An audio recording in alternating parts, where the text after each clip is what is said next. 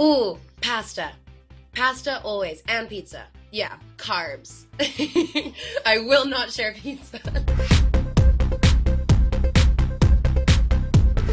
Hi everyone, I'm Emilio with the MVTO, and I'm here today with Anya Taylor-Joy from the movie Split. Hey Anya, how you doing today? I'm good, thank you. It's our first day of Split press, and so I'm excited. I'm excited to be talking about the movie. The film is about a man with 23 or 24 personalities that kidnaps 3 girls, and an already crazy story kind of gets crazier as it goes along. It's a pretty intense ride. Alright, well, you play the character Casey, okay? Could you go ahead and describe Casey with 3 personality traits? She's remarkably observant.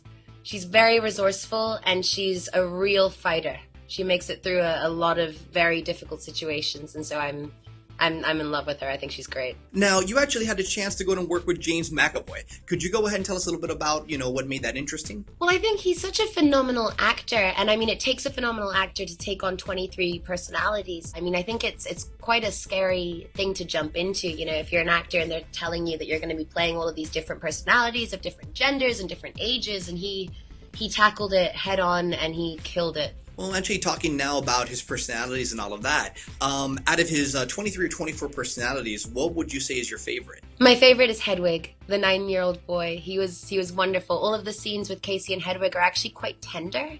In a certain way, they understand each other very well, and the other characters are a lot scarier and a lot more kind of... It's interesting because I have a lot of empathy for all of them. I think Knight's very, clever in the way that he hasn't created these, characters as kind of one-dimensional villains. They're all incredibly multifaceted, and so I'd say that you really feel, a certain type of empathy for all of the characters, I think even as an audience member. So we're kind of curious to know a little bit about your Latino roots. Well, my dad is Scottish-Argentine, and I grew up the first 6 years of my life in Buenos Aires.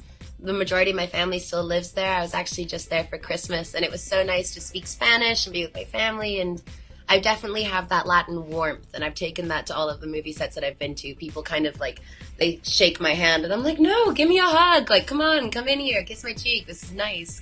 And so it's been great, but I love spending time in Miami. With the amount of time that I've been spending in the States, it's the closest that I kind of get back to going to Argentina without hopping on a 14-hour flight. That's just really great. I mean, the family bonding in Latino culture is so important. Absolutely, absolutely. It's just really good to hear that still translates all over the place. So that's actually really awesome. Oh, 120%. And I mean, when you're making a film, that's what you're doing. You have to form a family because you're going through really intense experiences.